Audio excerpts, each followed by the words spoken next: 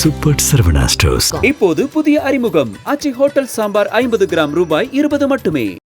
Summer வந்தாச்சு. What's your plan for this holiday? எங்க கிட்ட விட்டுருங்க, நாங்க பாத்துக்கிறோம்.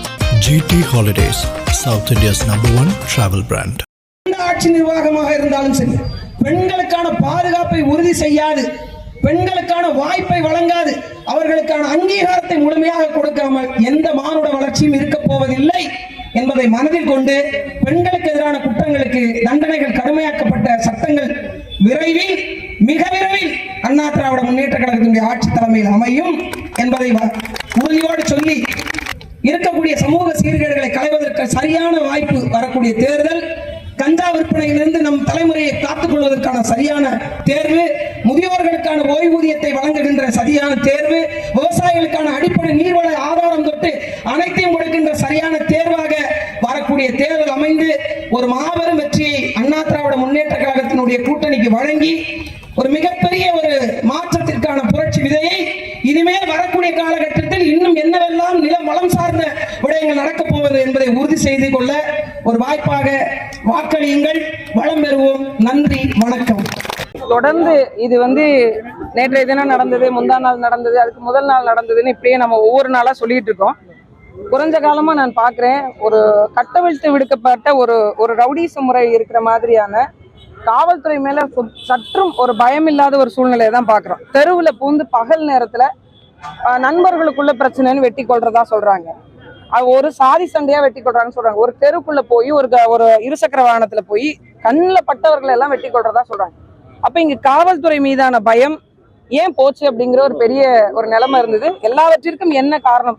நீங்க பெண்கள் மீதான பாலியல் கொடுமையா இருக்கட்டும், பெண்கள் மீதான சித்திரவதைகளா இருக்கட்டும், இல்ல இங்க நடக்கக்கூடிய கொலைகளா இருக்கட்டும், கொள்ளையா இருக்கட்டும், எது நடந்தாலும் அவங்கள நீங்க கூட்டு வச்சு காவல்துறை விசாரிக்கும் போது பாத்தீங்கன்னா அவங்க கஞ்சா போதையில இருந்தாங்க அப்படின்ற ஒரு பொதுவான ஒரு விஷயத்த முன்வைக்கிறாங்க. தமிழ்நாட்டுல இந்த அளவுக்கு கஞ்சா உழவ வேண்டிய அவசியம் என்ன?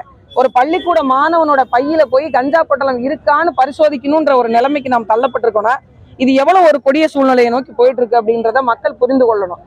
ஒரு காலத்துல ஒரு நேரத்துல எல்லாம் பாத்தீங்கன்னா காவல்துறை மீது ஒரு பயம் இருந்தது. இன்னைக்கு காவல்துறை கைது பண்ணா காவல்துறை அடிக்கிறாங்க. பெண் காவலர்களுக்கு பாதுகாப்பு இல்லை.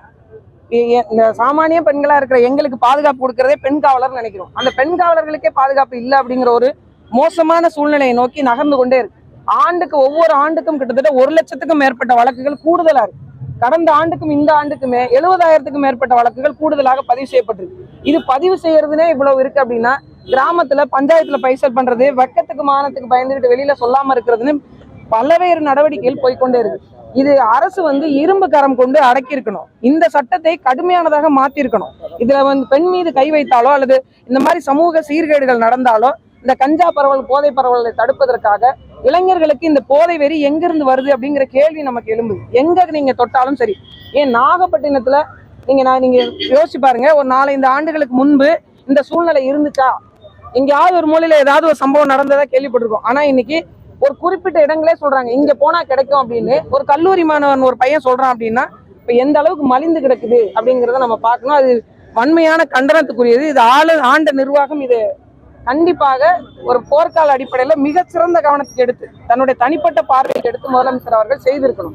அது செய்ய தவறியதுனாலதான் இது போன்ற கொலைகள், பெண்களுக்கு எதிரான குற்றங்கள் நடந்து கொண்டே இருக்கு. தேர்தல் நேரத்துல அதிமுகவில் இறங்கியிருக்கீங்க, நீங்க போட்டியிட இந்த வாய்ப்பு இருக்கா? நாகப்பட்டினத்துல போட்டியிடுவீங்களா? இல்ல, அது நம்ம முடிவு செய்ய முடியாதுங்க. அது தலைமை தான் முடிவு செய்யும். நான் தேர்தலில் போட்டி எடுக்கிறேன்னா அது எந்த தொகுதி எல்லாவற்றையும் தலைமை முடிவு செய்யும். தேர்தலை மட்டும் கருத்தில் கொண்டு இணையல. எனக்கு கொஞ்ச நாளா உடம்பு சரியில்லை, அதை நான் சரி பண்ணி கொண்டு அரசியலுக்கு வரணும்னு நினைச்சேன். இன்னொன்னு, கடலோர மக்களுக்கான ஒரு அரசியல் வாய்ப்பை, உறுதியை, அங்கீகாரத்தை பதிவு செய்யக்கூடிய அவர்கள் பிரச்சனையை பேசுகின்ற தளத்தை நான் இருந்தேன்.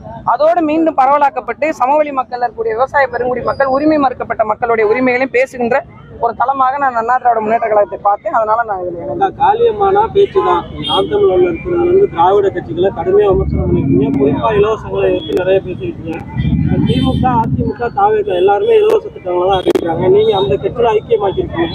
இந்த களம் எப்படி இருக்கு, இதை எப்படி பாருங்க? இல்ல, இப்ப இலவச திட்டங்கள் அப்படிங்கிறது எதை பொறுத்தது அப்படின்னு ஒண்ணு இருக்கு. இப்போ நான் முன்னாடி இருந்த கட்சியிலே கல்வி இலவசம், மருத்துவம் இலவசம், தூய குடிநீர் இலவசம் எங்க பரப்புரையை நானே செஞ்சிருக்கிறேன். இதெல்லாம் அத்தியாவசிய தேவைகள். இந்த அடிப்படைகளை பூர்த்தி செய்யணும் அப்படிங்கறதான் இப்போவும் என்னுடைய நோக்கம். அதுல இருந்து நான் மாறல. ஆனாலும் கூடுதலாக இன்னைக்கு மக்களுடைய எதிர்பார்ப்பு என்னவா இருக்கு அப்படின்னு உங்களுக்கே நல்லா தெரியும்.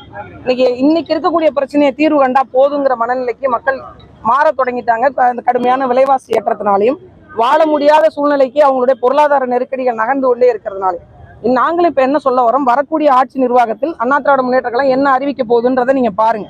அவங்களுக்கான வேலை வாய்ப்பை உறுதி செய்கின்ற திட்டங்கள், விவசாயத்தை பெருக்குகின்ற திட்டங்கள், தரிசு நிலங்களை மேம்படுத்துகின்ற திட்டங்கள், பெண்களுக்கான வேலை வாய்ப்பை உள்ளூர் அளவுல நிலம் வளம் சார்ந்து உருவாக்கக்கூடிய திட்டங்கள், பல்வேறு திட்டங்களை முன்னெடுத்திருக்கு.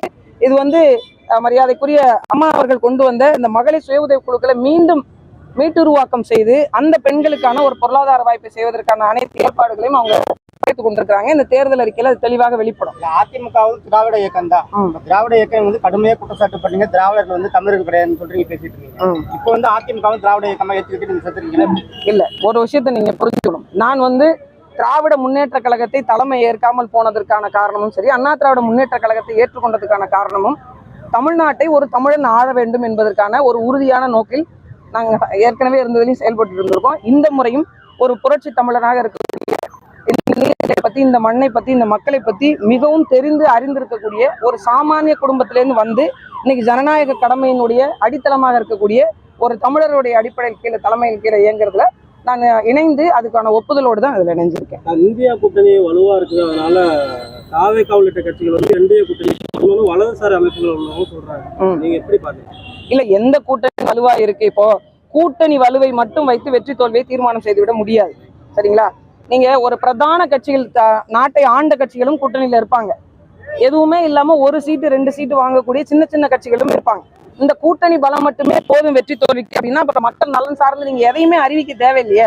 ஏன் திட்டங்கள்லாம் அறிவிச்சு கொண்டு வராங்க? மக்களை இது போனா சரியா இருக்கும், மக்கள் என் பார்வைக்கு திரும்பணும்னு நினைக்க வேண்டிய அவசியம் என்ன? மக்கள் தீர்மானிக்கணும், மக்கள் முடிவெடுக்கணும். கடந்த 5 ஆண்டு காலத்தில் நான் என்னென்ன தவறுகள் இந்த ஆட்சி நிர்வாகம் செஞ்சிருக்கு, என்ன சொன்னாங்க, என்ன செய்யல. இப்போ ஒண்ணும் இல்ல, திராவிட முன்னேற்ற கழகம் சென்ற ஆட்சி இதுல வரைவறிக்கையில பழங்குடியின மக்கள் பட்டியலை சேர்ப்போன்னு மீனவ மக்களை சொல்லியிருந்தாங்க. அதற்கான 1% நடவடிக்கை கூட எடுக்கல. நானே இங்க இருந்த அதற்கான ஆய்வு குறிப்புகளை பரதவர் அப்படிங்கிற ஒரு ஆய்வு கட்டுரைகளை கொண்டு போய் தமிழக அரசுகிட்டே போய் கொடுத்துட்டும் வந்தோம். அவங்க சாட்சி கேட்டாங்க, அந்த சாட்சியும் கொடுத்துட்டு வந்தோம். அப்ப அவர்கள் சொன்ன விடயத்தை எதுவுமே செய்யல அப்படிங்கிற பார்வைதான் மக்களிடத்துல இருக்கும். அப்ப மக்கள் தீர்மானிப்பாங்க. எத்தனை கூட்டணி கட்சிகள் இருந்தாலும் அந்த கூட்டணி தலைமை சொல்றதை அந்த மக்கள் கேட்பாங்க. ஏன்னா இன்னைக்கு தமிழக அரசியல்ல நிறைய சமூகம் சார்ந்த அரசியல் தலைவர்கள் உருவாகி அவங்களுக்கான நாதமாக நாங்க நிக்கிறோன்றாங்க. ஆனா அடிப்படையில் இருக்கிற மக்கள் தான் பிரச்சனையை அனுபவிக்கிறாங்க.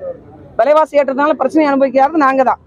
எங்களுக்கு வேலை வாய்ப்பு இல்லாம கஷ்டப்படுறது யாரு? நாங்க தான். அப்ப நாங்கள் முடிவு செய்வோம் எது சரியானதா இருக்கணும். அப்படி நாங்கள் மக்களை நம்பி நிக்கிறோம், மக்கள் பக்கம் நிக்கணும்னு நினைக்கிறோம். அதனால மக்கள் யாரை தேர்வு செய்வாங்கன்னு உறுதியா நம்புறோம். அதிமுக தலைவர்கள் விஜய் கட்சி கூட்டணிக்கு வரும்னு எதிர்பார்க்கிறாங்க. ஆனா விஜய் டைரக்டா சொல்றாரு, போட்டி திமுகவுக்கும் திமுகவுக்கும் தான் விஜய்க்கும் போட்டி தான் சொல்றாரு. ஆனா அதிமுக கூட்டணிக்கு வர எதிர்பார்க்கிறாங்க. ஆனா அதிமுக ஒரு சட்டையே பண்ணலையா அவர் விஜய்? அதை பத்தி ஒன்னு என்ன இங்க சொல்ல முடியுது அப்படின்னா, இது வரைக்கும் இருந்த தேர்தல் அரசியல் களம் இப்போதைக்கு இல்லை. உங்களுக்கு நல்லா தெரியும், இந்த மாதிரியான ஒரு சூழலை இதுவரைக்கும் தமிழக அரசியல்ல எதிர்கொண்டது இல்ல. இந்த சூழலை வரக்கூடிய காலகட்டத்துல யார் யாரோட வேணுமாலும் சேரலாம். இத்தனை வருஷம் கூட்டணியில் இருந்த காங்கிரஸ் கட்சி என்ன பண்ணுச்சு கொஞ்ச நாளைக்கு முன்னாடி? உங்களுக்கு தெரியாது என்ன இருக்கு? நான் இவங்களோட போனாலும் போவேன், உங்களோட வந்தாலும் வருவேன் அப்படிங்கிற ஒரு வந்தது இல்லைங்களா? என்ன கருத்தியெல்லாம் சண்டை போட்டாங்களா? இல்ல எங்களுக்கான மக்களுக்கான அதிகாரத்தை உறுதி செய்வதற்கான வாய்ப்பை கொடுங்கன்னு பேசினாங்களா? இல்ல. எப்ப வேணாலும் காங்கிரஸ் கையை விட்டு போயிரும்ன்ற நிலைமையில தான் இருந்தது அந்த உறுதி. நீங்க சொல்ற அந்த உறுதி செய்யப்பட்ட கூட்டணியிலேயே. அப்ப இங்க கூட்டணி நிலைப்பாடுகள் அரசினுடைய அந்த அரசியலுடைய நகர்வை நோக்கி தான் இருக்கே தவிர கருத்தியல் சார்ந்து கோட்பாடு சார்ந்து நீங்க கேள்வி கேட்டீங்கன்னா இப்ப நான் பதில் சொல்லிடுவேன். எப்போது வேணாலும் எந்த சூழ்நிலை வேணாலும் மக்கள் யாரை நேசித்து இவங்க கூட போனா வெற்றி உறுதியாகும் நம்பி யார் வேணாலும் யாரோட வேணாலும் பயணிக்கலாம். எல்லாம் கூட்டணி உறுதியான பிறகு தேர்தலை எதிர்கொண்ட சூழல் வருந்தீங்களா? அப்ப கேளுங்க, அதுக்கு நான் பதில் சொல்றேன். தாலிமா அவர்கள் மக்கள் பிரதிநிதியா பார்க்க முடியுமா? இந்த இணைவுல ஏதாவது டிமாண்ட் ஏதாவது? என்னைக்குமே நான் மக்கள் பிரதிநிதி தாங்க. நான் வெற்றி பெற்று சட்டமன்றத்துக்கு போனாலும் போகலனாலும் நிறைய பேர் நினைச்சிட்டு இருக்கிறாங்க நான் ஒரு 2019 ஒரு கட்சியில போய் போட்டியிட்டதுனால அரசியலுக்கு வந்தேன் அப்படின்னு. நான் என்னைக்கு இந்த 2004 சுனாமி வந்ததோ அன்னைய முதல் இன்னைய வரைக்கும் அரசியல் பேசிட்டு இருக்கிறேன். இந்த மக்களுக்கான களத்தில் போராடிட்டு இருக்கேன். எனக்கு ஒண்ணுதாங்க, சாமானிய மக்களும் சட்டமன்றத்துக்கு போக முடியும், சாமானிய மக்களுக்கான அரசியலை அந்த மக்களை தீர்மானித்துக் கொள்ள முடியும், பெண்கள் தங்கள் கண்ணோட்டத்தின் வாயிலாக சட்டத்தை ஏற்றுக்கொள்ள முடியும் என்கிற வாய்ப்பை உருவாக்கி வச்சுட்டு போனாலே எனக்கு போதுமானது. அனல் பறக்கும் செய்திகளை அப்டேட் செய்து கொள்ள நக்கீரன் களத்தை இப்பவே சப்ஸ்கிரைப் பண்ணுங்க.